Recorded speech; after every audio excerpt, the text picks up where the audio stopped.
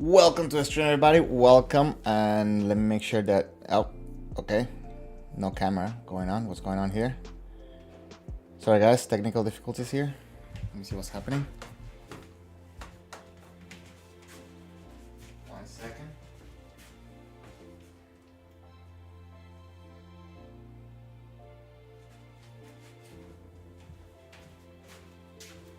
Okay. I don't know what's that all about, but I'm here. Welcome, guys, to the stream. And my name is Jose. I am a Golden in Kendo. Today we're gonna watch some Kendo, and it's a good place for you if you have any questions, any comments that you would like to share. You can do so right here. And the plan for today, I have a couple of Ippon compilation from Hachidan tournament, so we can try to learn from the best and try to see what can we add into our Kendo. So that's what we're here for. If I can help you with anything, let me know. I don't know if my bot is running, but let me catch up here. If you're here, please let me know either by hitting the like button or you can just drop a comment. Richie, welcome to the stream. Thank you very much for passing by. And you said that you want to say that you passed your 4th Q, your Yonkyu exam yesterday, and you're so happy right now. That's so awesome. So let's work on Sankyu now, and let's keep going forward, keep improving. And how do you feel when you were taking the test? Do you feel that you were nervous? You didn't know what to expect? Many people, I think for many people, depending where you are, in what country you are allowed to test all the way up to Yonkyu, I think, on the first test, right? Like you can kind of like skip a little bit. And some places all the way to Nikyu, I think. I don't know. So yeah, let me know how it's wherever you are, how it's in your country, and I'm glad that you passed your exam.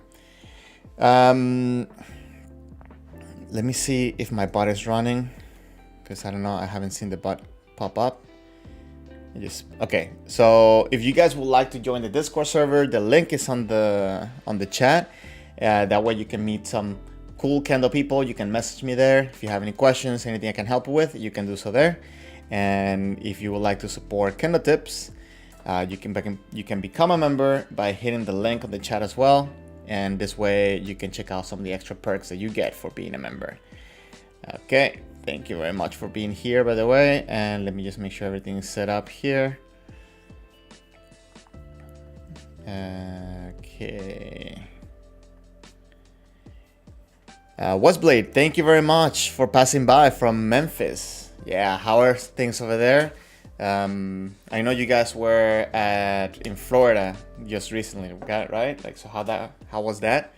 And I'm glad to see, a lot of people going around, but I feel like I think this was the first Southeast, right? Or the second. I feel like it was kind of small as it compared to what it was before, right? So I don't know. Let me know how that went. So Richie, you're saying that you were very nervous, and that's without a doubt. Like the test can become stressful, even though for my golden exam, I felt that I didn't want to like put extra stress on myself. Even when there was that moment, I like there were some moments of hesitation because I was like, I came this far. What if I fail? It's gonna suck. But you try to push those things out just so you can do your Kendo, right? Because if you start getting nervous, you start doing crazy stuff, and you don't want to show that to the judges, right? So definitely, I think inner talk for me made a big difference when it came to my test, especially because I didn't feel prepared, because I did my test as soon as I could after COVID. So like pretty much the most amount of training that I had before my test was literally like 2 weeks before the test, right? Like I trained. That's how I tested it. X5 Nova, welcome to the stream. Oh, Walter, how you doing? Man, where are you coming over? I have a couple places that I want to take you, and I know you want to take some pictures of dojos and stuff like that. So I kind of been asking around some places. So I think you'll have a good time. So yeah, let me know if you're passing by. I'm planning on moving on to Osaka, so I think it will be a little bit more accessible even from where I am, even though Kobe is very accessible. Richard, you guys say that next... in Spanish. Yeah, you can speak in Spanish. Okay, so voy a traducirlo. So you're saying that one part for your test, you went to do do, and instead of passing through the right, you went through the left. So I think doing do in the Q level, it's a little bit risky because it might seem, the judges might see it as you just threw it, right? And because your opponent might keep the hands down or whatever, might can be sticky. But that's not to say that you shouldn't do do in your techniques, right? Like in your test. So I feel like a lot of times people say to people, don't do this, don't do that, don't do this, don't do that, and kind of like ends up messing up with your regular kendo. So that's why I kind of wanted to throw that clarification there. And yeah, it can be messy when you throw your techniques and then people are going one way and you crash into the other person. But you passed, you know, like you saying that you were, you know, like a little bit ashamed that you did that. It's fine, you passed, so it's good. Okay, let me just make sure that I go into the video here, and I guess why is the video? Okay, video didn't show up there. So I want to tell you something, guys. This week I did 2 Shiai practice, and one of them was in university and another one was in the week before I did in university, and this week I did in high school. So I kind of wanted to share that video because I think it's very interesting. There's a couple of things that I'm doing, they're not right, and I kind of wanted to share that, but I need to censor, you know, like the people's names. So I haven't done that, and especially because I'm having an injury on my left foot, so I feel like I'm babying my movement a lot, and I want to discuss that as in like things not to do, right? So, but I'll probably do that next week, or maybe because they have, you know, like students and stuff like that, maybe I'll do it for the members.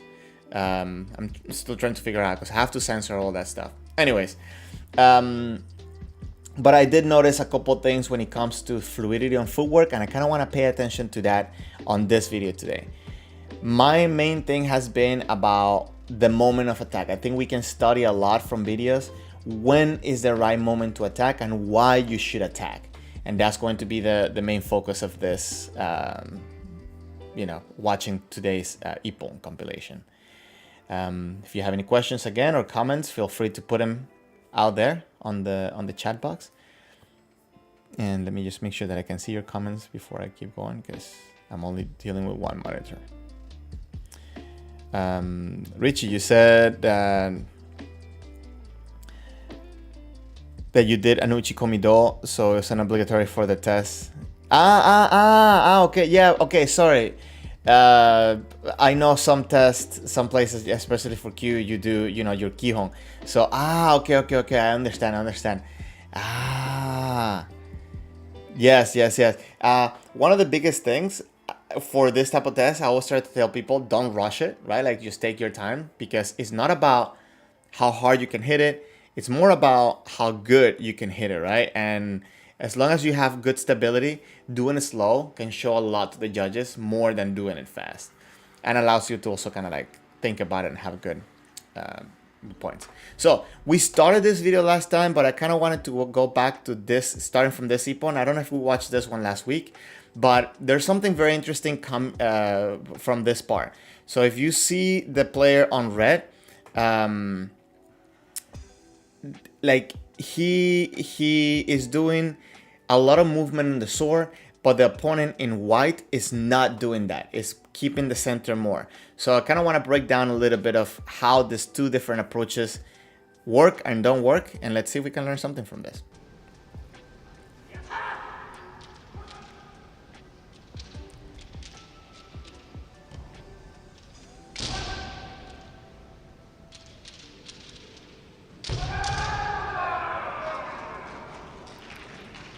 Crazy Ippon. I don't know if you guys saw that kote. Let me just go back a little bit. Okay. Yeah, it's a little bit after this one. So if you watch the kote, I think it's not the perfect kote, right? As a matter of fact, maybe he hit right on the edge. He hit it like right on the edge, right? But needless to say, the timing was great. The aiming was great, because, you know, he anticipated where the arms were going to be, and I think he shows a lot of good explosivity at the moment of the impact. Now, I'm going to say this, and this is something that was brought up to my attention in one of my Shiai practice that I did. And I am personally going in and trying to get a reaction from my opponent using my Shinai out of the center a lot. So, it's good that I'm trying to get a reaction, right? But it's not good that I am kind of doing this in the moments of, I'm gonna say moments of desperation or something, because especially against, this is my assessment, right? The player that I was fighting in the Shiai was very jumpy, so I felt like any little motion was going to get a reaction, and it did. But the thing is that if I am doing this consistently, then it kind of starts becoming a habit, and I can get caught on the timing, just as it happened here against Red. So when you start doing this type of motion, kind of even also the OG wasas that you're going to do, I think the OG wasas you're going to do are going to kind of fall into the same pattern. So maybe like doing Kaeshi wasa, right? Like if you tend to do this a lot, I think Kaeshi wasa is going to be the to-go habit, which again, okay, it's a good thing, but then if your opponent kind of figures out that, there are things that they can do in order to avoid this to happen, right? Or avoid falling into that trap. And White in this sense had a lot of more pressure and was able to reach his opponent before he was able to do that Kaeshiwaza. But if he missed it, right, Red would have gotten that Kaeshi man, right? The Kote Kaeshi man. Kote Kaeshi man. Sorry, not here. Next one. Okay, so here you see like he went around and he's already ready to come in for that man, which was a crazy man. Like look at how the tip of the Shinai kind of bent, right? A lot of power there. So wait, hold on. I couldn't see your comments because I'm using one monitor. So Ash Oliveira, hello from Belém, Brazil. Welcome to the stream. Thank you very much for passing by. And Richie, you're saying move a little bit the video to the right if I can. Oh, okay. Sorry. Let me do that. Give me 1 second. Oh, what's going on here? Okay, sorry. My I didn't see. I guess this thing moved. Okay. Hopefully that's better.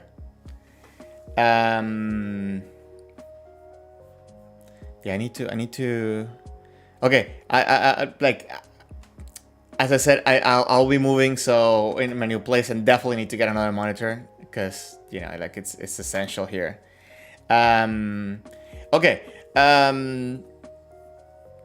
Let's talk a little bit about. Let's break down a little bit about the motions that we have here. As I said before, if you have the habit, let me just go into this screen right here. If you get the habit of always doing this motion, right? Like to get a reaction. Most likely when you get an opponent like this, and I'm saying it because I noticed this in myself too, right? If I'm doing this, most likely the waza that they're kind of like ready to use is going to be Kaeshi waza, whether it is Kaeshi do or going to be Kote Kaeshi men, right? And to break this, I think a good tool is to use Rensoku Wasa, right? Like Kote men. Because maybe they're gonna start doing the Kaeshi for the Kote, but then as doing the Kote and you're trying, as you're doing the Kote and they're trying to come back for the Kaeshi, you're gonna have an opportunity to get the men, or maybe if they have the hands up, you can do Kote do. And again, it just shows the utility of having Rensoku Wasa in your repertoire. Being able to do one more technique, because if you're coming with that intention that you're not going to stop at the first technique, once they're readjusting to go into the next technique, you're getting them. Hope that makes sense. I'm saying too many things all around, so I really hope that makes sense. And it's such a good tool to have. And pretty much I just told you how to beat me when I'm doing these things, right? You have to be careful though, right? Because some people are trying to do that also to entice you to come in, and they're ready also to do Rensoku Waza. So I'm not saying that that's what I'm ready to do all the time, but this is always my goal. This is always in my mind, trying to go for more than one technique. But there are a couple of things that I think are good on red side, right? So, and not that they're good, that I'm trying to use as an example. So if you see these motions that he's doing, right? A lot of times when people do the shinai motion that they're trying to get a reaction, they just do the shinai. But if you watch red, he puts his body into it. He starts the motion slightly, and as he does that is when he moves the shinai. So if his opponent would have been a little bit more ready with the back foot down, maybe he would have been able to come in and get a quick kote right here. And I think that's why after White said, oh, I'm gonna go for kote, right? Like, because he's opening for me. It's not necessarily that White is doing something to get a reaction, it's that red is already giving motion, so it's becoming vulnerable, right? And again, as he's trying to come in, he tries to move the body. Now, I think that this is a very dangerous position to be. And this is something that I'm also watching on my videos, by the way. That he's coming in, he's moving the hands, extending the arms, and then moving the body to come forward. So he's actually giving the target a little bit closer for White. You gotta be careful with this. Now, I think at this point, White just went in, right? We're talking about why should you attack. I think at this point, there could have been a little bit more patience because red was going to move regardless, but he did it a little bit too early. Red does again a little bit of a fake, and at this point I feel that maybe he's going into a defensive mode where he's kind of holding back. So I think White started to figure it out, and now in here, look what happened. When he decides to come in, there's a lot of tension, right? There's been a lot of tension. Red does a lot of movements there that he didn't quite get a reaction. So then White starts moving the sword around and moving the body as well, right? Again, he's moving the sword and moving the body, and then throws that kote so sharply and closes the distance. Dangerous position to be if he would have missed, because, you know, red was prime already for this, as we said before. But great explosivity. Now I want to show you again. I want to show it again in full speed.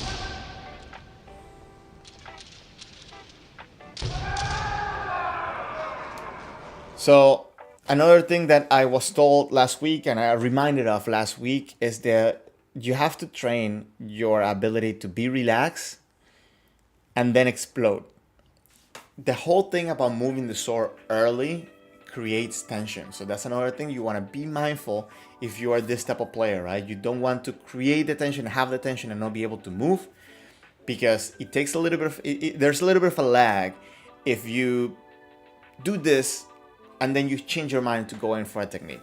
So basically, I always like to break down my opportunities into, should I attack because I made my opponent make a mistake, or should I attack because my opponent made a mistake? On this one, I think it was that red kind of got into his own way and gave the opening for White to take that kote. I don't know what you think, let me know. Shen, welcome to the stream. Thank you for passing by.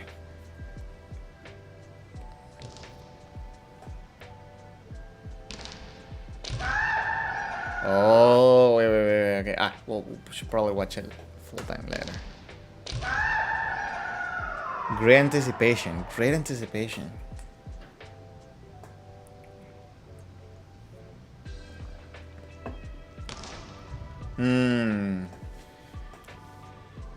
Dangerous place to be for a Chudan player.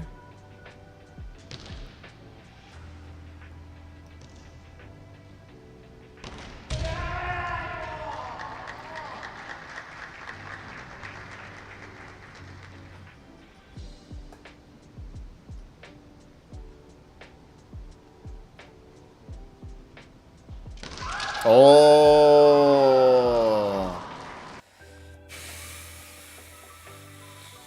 So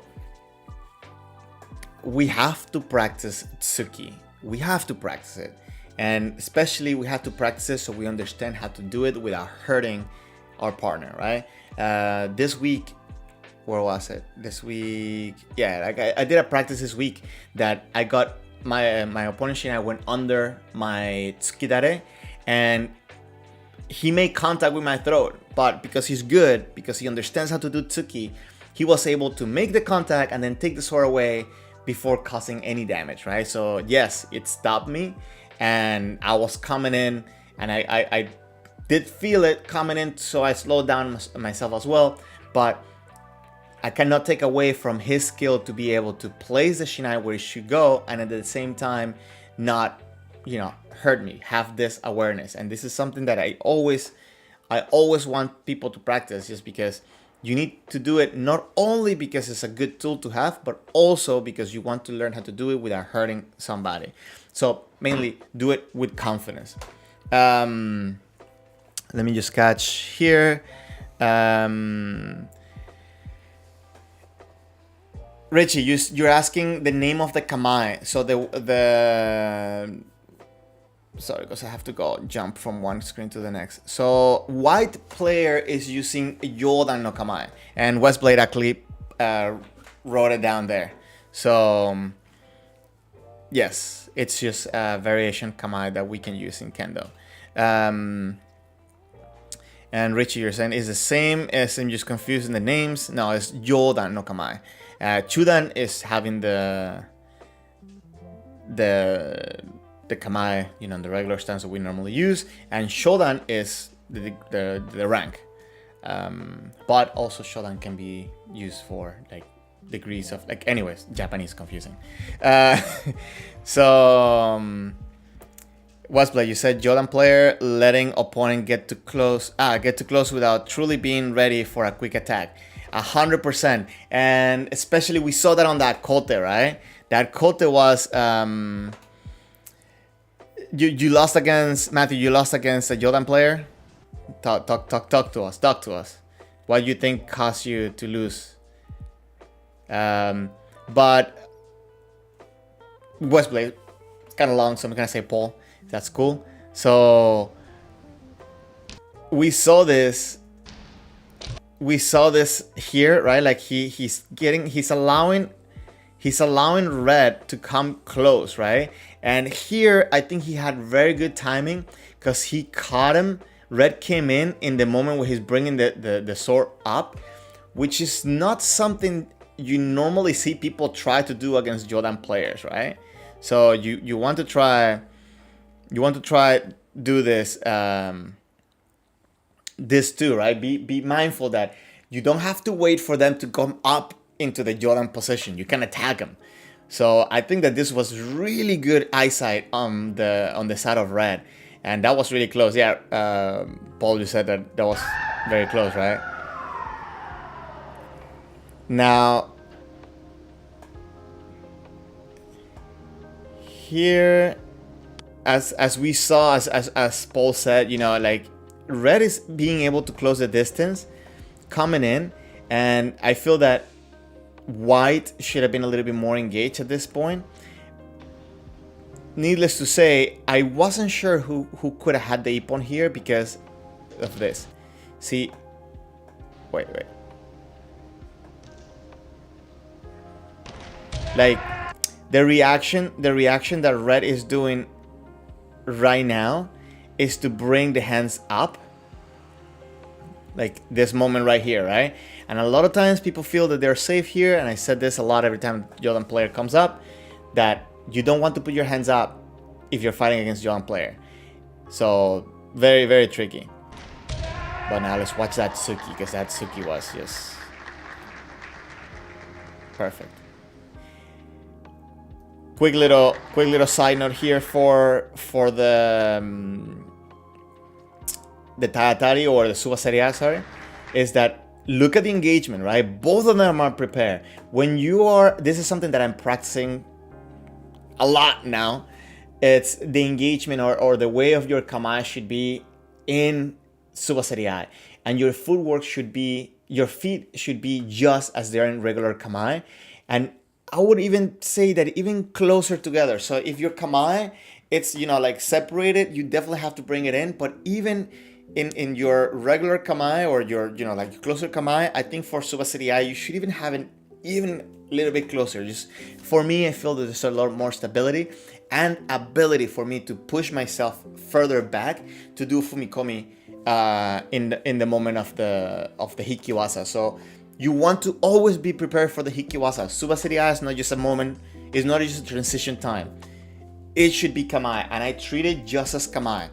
So this is your regular kamae. Subasiriai should be just like you do kamae, but with the swords up. That's it.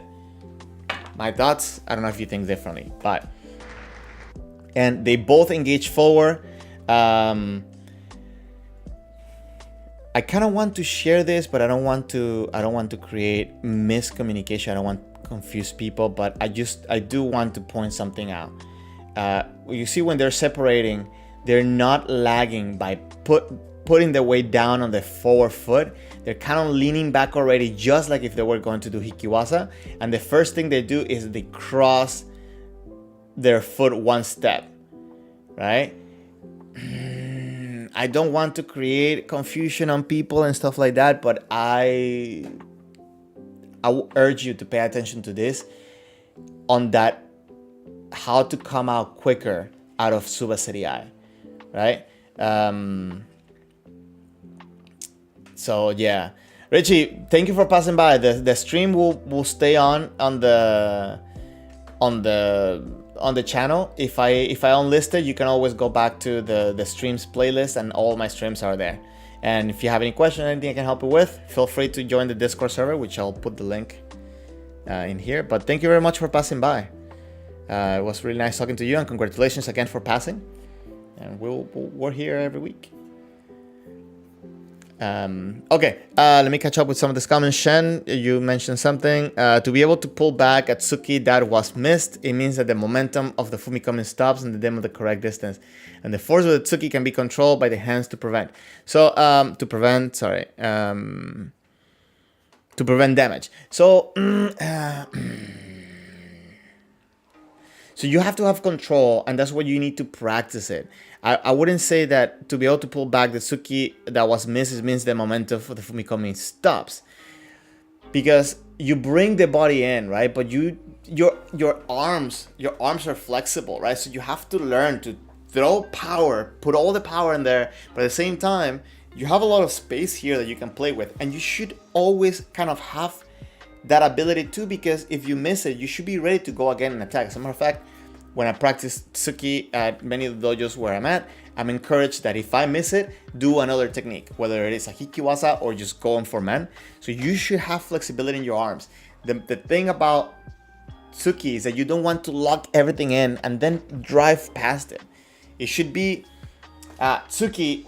It's just like any other techniques, right? When you do the Tsuki, it should be a brief stab, right? It shouldn't be, because again, with men, you don't go pop, right? Like, we discourage this because, again, it stops you from doing proper kendo. It stops you from doing more techniques. It should be sharp, right? Like pop. Same thing with Tsuki, pop. So I don't know, give that some thought. Should it be the same type of smaller fumikomi that's similar to the first step of Okotemen Nidanwasa? No, it depends on the distance that you have from your opponent and what's happening. Sometimes when you're doing Tsuki, the person is going backwards, right? So you have to do a longer step. Sometimes the people's coming forward, so sometimes you may even have to do fumikomi on place. So, but you have to learn also how to do momentum. So many details. Crazy details, crazy amount of details. Paul, opportunity of wasa from Subasiriai is often missed in Chudan.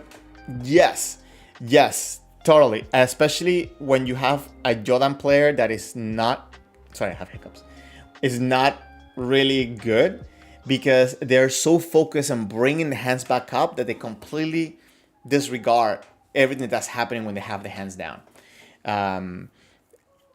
Yeah, but again, on the other side, if you have a player that is good, they can also go into Chudan and kind of throw you off as well. So make sure that you understand all this stuff.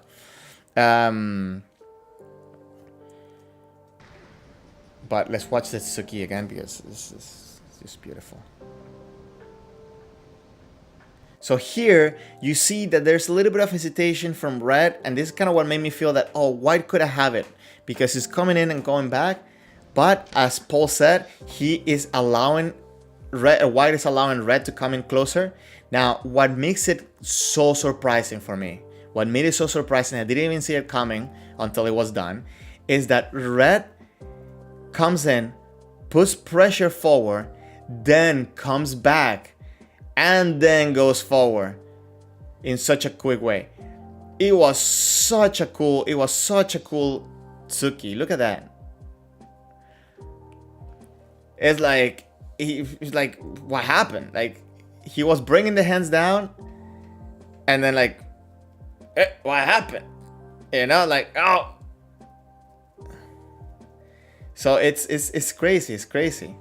Shen, you think it looked like he was going for kote? Let's watch it one more time with that in mind. From here, I mean, because again, he's throwing the hands forward, right? Like every attack, I think, should look the same. It should look like you're just coming in for the attack, and you should be able to direct it at the very last second possible. And then, boom. I kind of wish to make a video with like special effects or something for this type of hits, man. But yeah, I agree with you, Shen. It looked like he was going for his kote, and then he brought the hands down, and then bloop, boop. And maybe, listen, he's a Hachidan, so maybe he's that good where he was throwing the kote, but then he saw the opportunity to go for the katate Tsuki. Gensen was up high, so it was on the way down. Totally, and that's another thing that you want to practice. That your ability on doing Tsuki in different ways, right? But you want to do it the proper way, though. One thing that somebody told me to do here is to like hang a tennis ball and and practice Tsuki. Kind of put it like in the target would be in front of you and practice Tsuki against that. And also sometimes people like to use like a pipe or a pole or something that you can hit it, and if you do it right, it gets stuck and it doesn't kind of like go sideways. But the tennis ball, I think, is very good because you can put power behind it, and you can get the feeling of driving through the target. So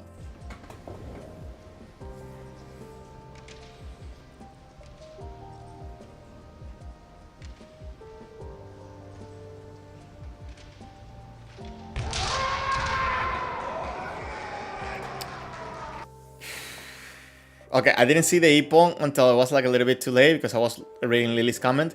You got a ping pong ball. That's, hey, listen, that's what you have. That's actually smaller target too, so you can actually practice that. How does that go for you? Like, do you feel that it has made a difference in understanding how to be more accurate in the Tsuki, or not at all? You stabbed it with a needle and thread. Yeah, perfect. I need to do that here in my apartment, but again, like I don't have a place here, but the new place, I'll make something happen.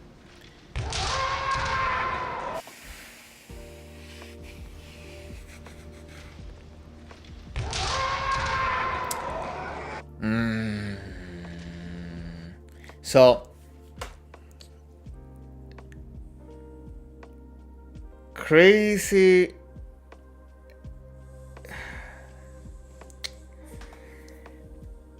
This, I think it was instinct, right?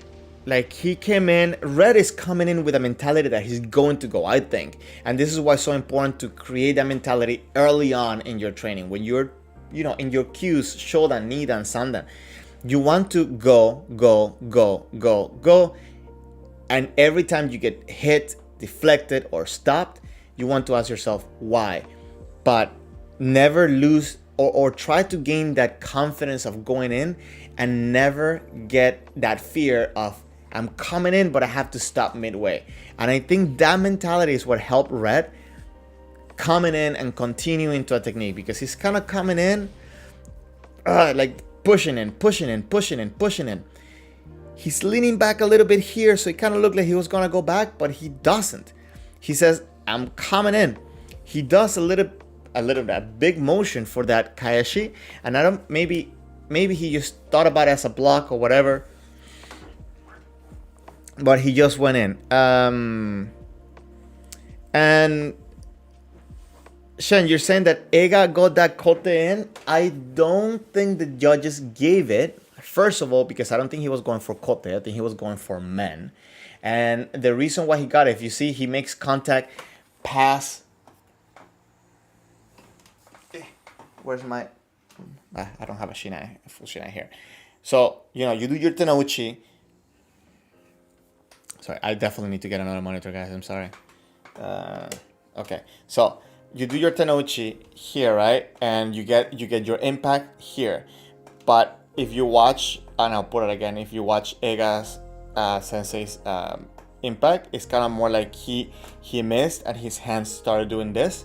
So there's a lot of power lost there because, again, the tenouchi is stopping the sword here, and maybe because of the force on the left hand, it's kind of a little bit, but you don't really get a good impact. So maybe the judges didn't see that as a good impact, even though that he touched the proper target, and maybe that's why they didn't give that ippon. But yeah, I see what you're saying.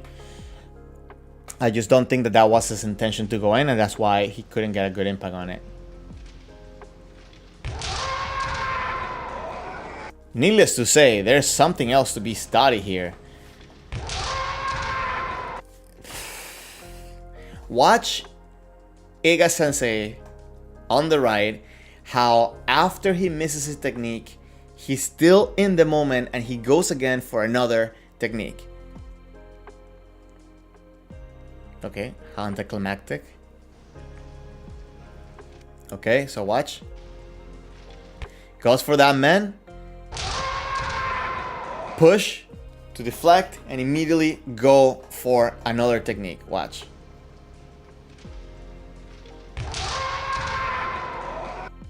So Sanshin has to do with mental awareness, not only a physical move. And I think this is a good example of having good attention towards your opponent and keeping that connection.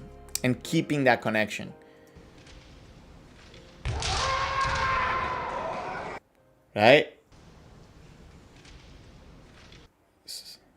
Goes for that man.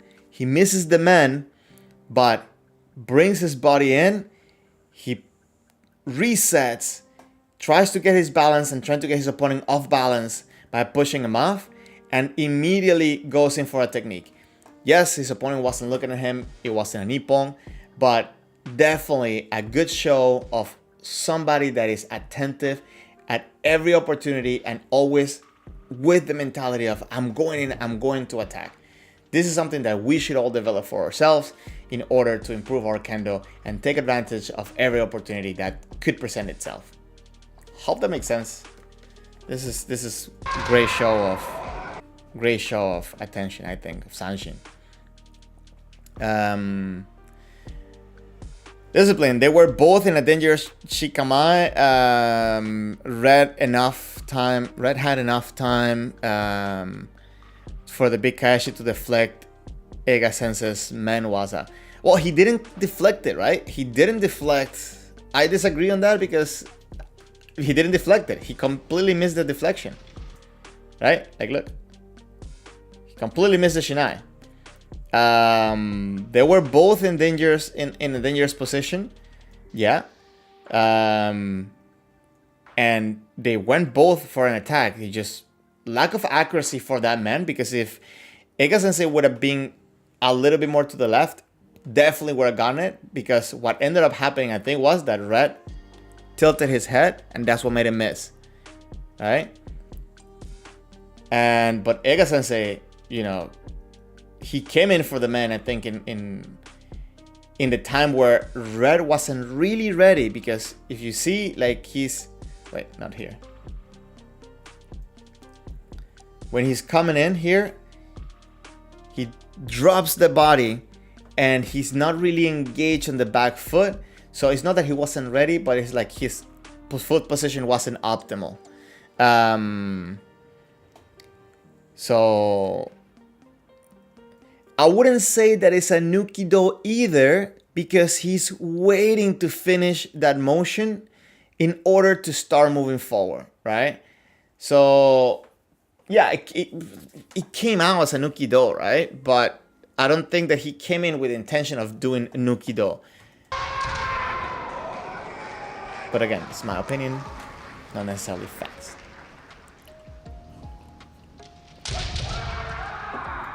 Watch Ega Sensei.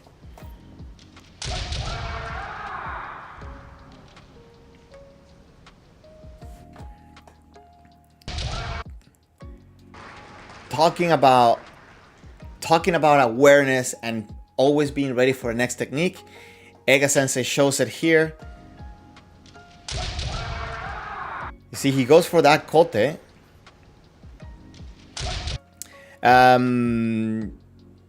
Alter, you have to run, but you call later this week. Yeah, sounds so good. I'm here, so let's coordinate that. If you watch here from Ega Sensei, he does that kote, right? And he's ready again for another technique, right? He goes around for another technique. Very good show of continuity.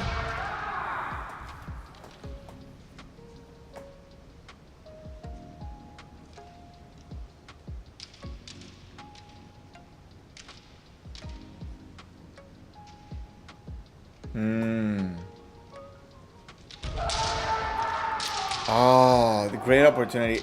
I want to come back and break this down.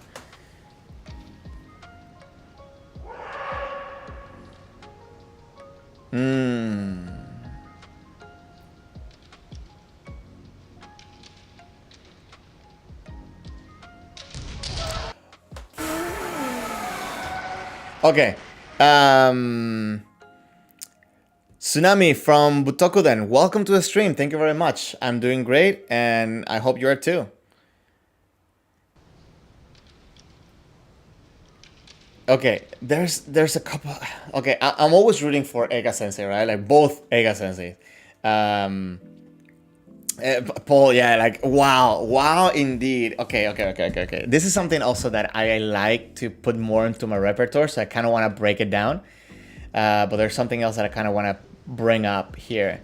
I'm just gonna, since we have a few people on the stream right now, if you haven't, please hit the like button.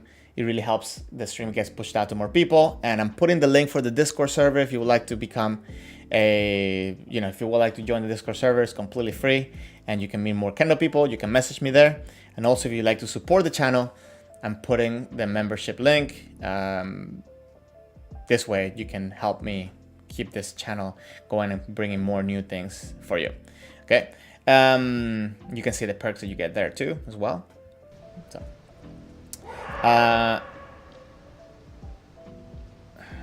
a couple of things I want to bring up from here. Hold on.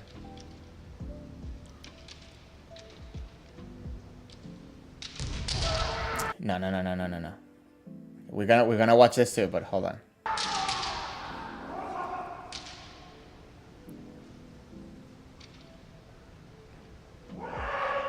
Okay, it's not this one.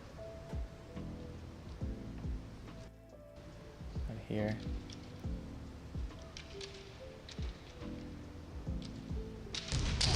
Ah, sorry. Maybe it's a little bit further back.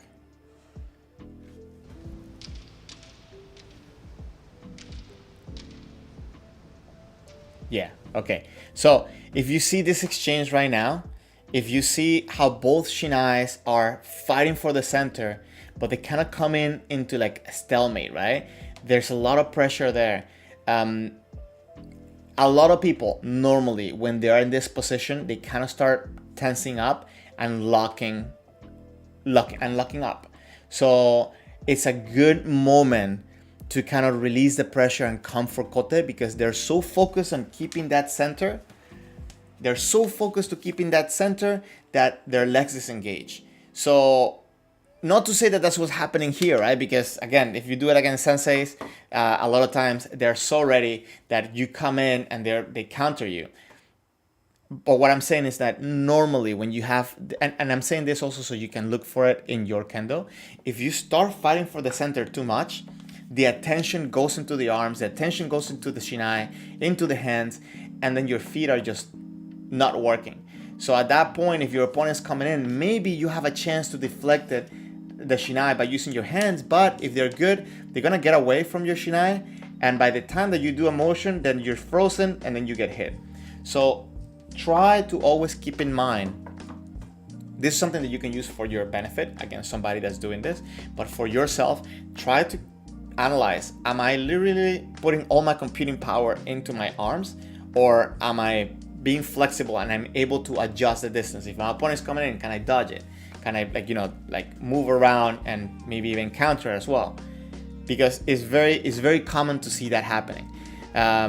Also, I see that there's an attempt for the kote, because this is a great moment to attempt for a kote. When there's a lot of tension for the center, there's a lot of fighting for that center, there's a big chance that the next motion there's going to be when the pressure is released is going to be an opening for the kote. And I think that's why Ega Sensei attempted that kote. He missed it, but I think it was a great opportunity. It was a great reason for him to attack at the kote. And yeah, I guess that's all I have to say.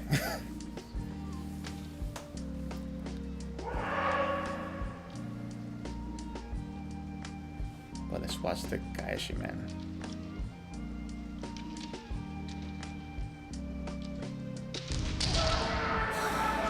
So,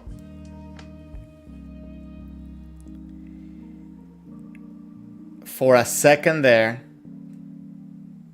and this is something you can do when somebody is putting a lot of pressure on your shinai, right? Because when they're putting a lot of pressure on your shinai, in your shinai, they're pushing from their right to their left, right? So if you watch, he is bringing pressure. He's coming in. Ega Sensei is anticipating coming in, and because he came in with that fumikomi, with that pressure, it made his opponent tense up, but Ega Sensei was relaxed on the arms, and he was able to go around and connect on that Kaeshi man.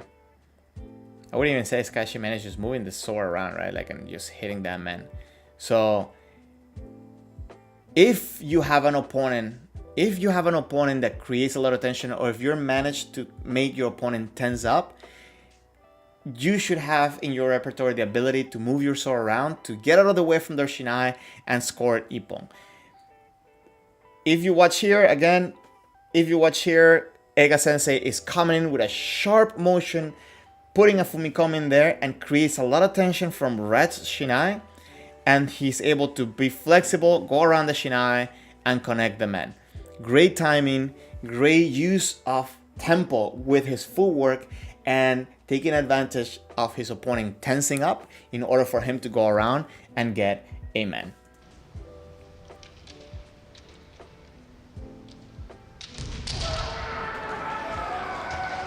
Beautiful, beautiful. Discipline looks like an Osai Kaeshi man, if that makes sense. I wouldn't say Osai because there's no suppression, bro. It's more like he pushed. You mean from Red? Like Red tried to do Osai, but there's no. Like he just tensed up forward, right? Like he. I guess you could argue that he tried to push the shinai down, but it's more like he pressed up, and then he tried to make distance with his body, and Ega Sensei was able to come around, because I feel that if it would have been Osai, right, like his shinai is kind of coming a little bit in this position, he would have brought the sword down, making it harder for Ega Sensei to go around, because when he's trying to go around, his opponent's sword would have been coming down, and that would have been troublesome for Ega Sensei. But instead, his sword kind of got frozen here, and then he was able to go around here. So I think it was more like a frozen reaction rather than a controlling action against Ega Sensei.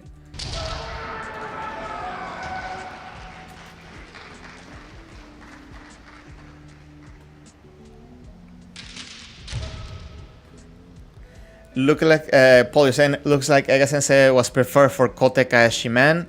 Just saw the opening, incredible reflexes of the red. Yeah, like it's crazy. Like they have, both Ega brothers have great.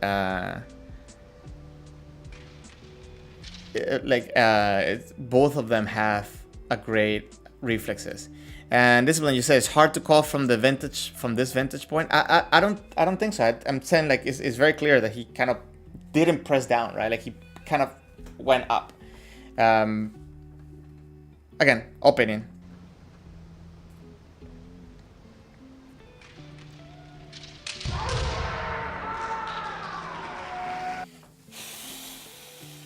Okay, this is something I don't like to promote. I don't like to just tell people, this is something you should do, but this is something that should definitely be in your repertoire, and it's the ability to attack backwards when the opponent kind of maybe fell short of coming in an attack, or they tried to close the distance, but they kind of enter into like this awkward moment. Finding the ability to be able to attack backwards sometimes become as important as attacking forward. So if you watch what happened here, kind of red came in, but because Ega Sensei was coming forward, but then he decided to pull back his pressure, red kind of fell into this awkward zone, but Ega Sensei was ready and in one motion was able to get that point. The reason why I say I don't like to promote this is because a lot of times people they try to bait people by coming in and already coming back forward. People try to bait their opponent by putting a little bit of pressure forward and immediately have the mentality, I'm going to retreat. And this is not the kendo you want to develop, right? You want to come in forward and try to put pressure coming forward. And at the same time, you want to have the ability to move either way whenever you need to. In this specific case, I don't think that Ega Sensei was I don't think he had a backwards momentum, right? He was coming in forward and then he decided to pull back his pressure. And at that point, his opponent attacked and he just took advantage of the mistake that his opponent did.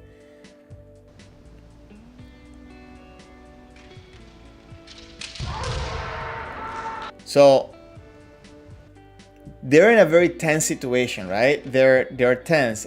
Ega Sensei puts pressure forward. He gets a reaction, and he got a reaction where he couldn't really come in. He didn't feel that there was anything he could do coming in forward, but there was something he could do on the way back.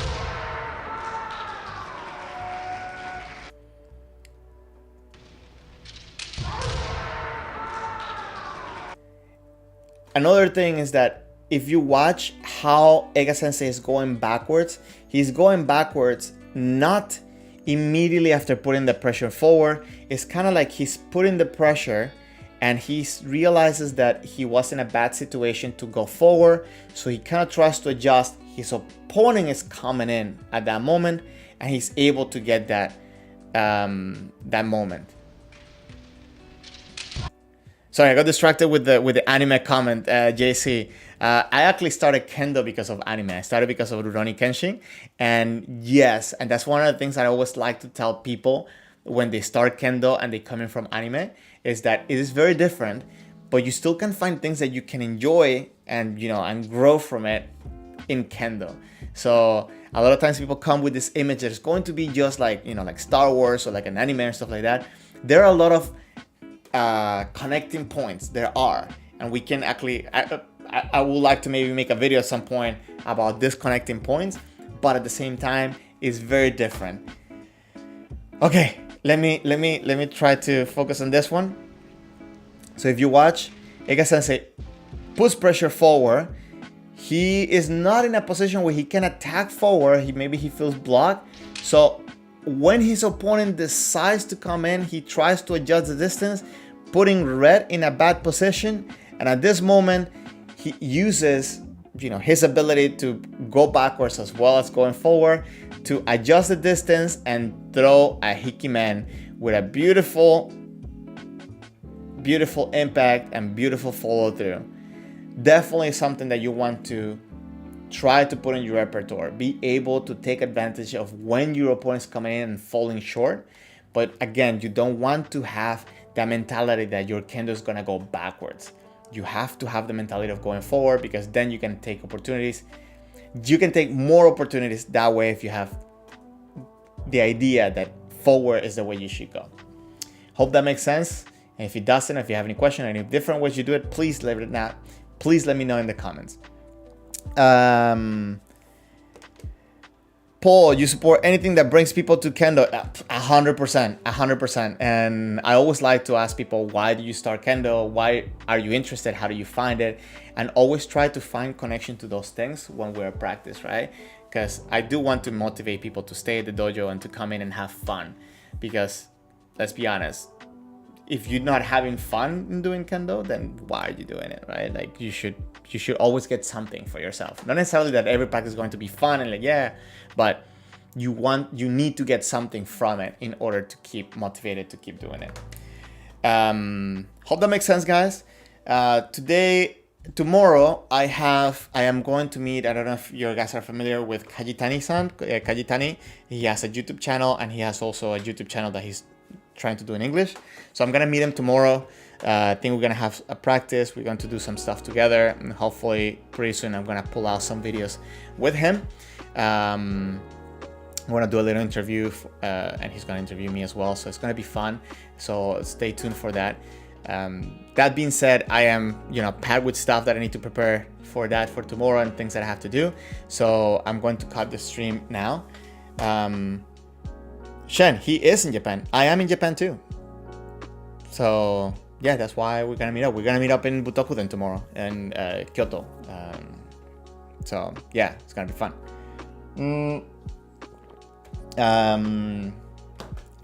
So yeah, if you guys have any questions that you want me to ask him specifically, please, if you could go to the Discord server or email me or message me here, Instagram. That way I can have some stuff that you guys want to know from him. I have a couple of questions for him already, but if you want me to ask him something specifically, feel free to do so. That being said, I have to go and prepare some stuff for that. So I'm gonna cut the stream for today. Thank you very much, everybody that's been here. I think this is a great time for me to do a stream, so I'll probably keep this time. Please consider becoming a member of the channel, and I'll put the Discord server one more time in the chat. One of the perks you get from some of the levels in the membership is that you can send me videos so I can review it and give you some feedback, and that way you can start building up your plan to improve your Kendo. So take advantage of that again if you could. Thank you very much, guys, for being here. You guys have a good rest of your week. Make sure that you get some good training, and I'm here. Melvin, muchas gracias. De nada, gracias por pasar por aquí. Y cualquier pregunta que tengas, por favor, déjame saber. Anytime that I can help you guys, let me know. Okay? So you guys have a good rest of your week, or beginning of your week. Yeah, beginning of your week or rest of your weekend, depending where you are. So take care, guys. Bye.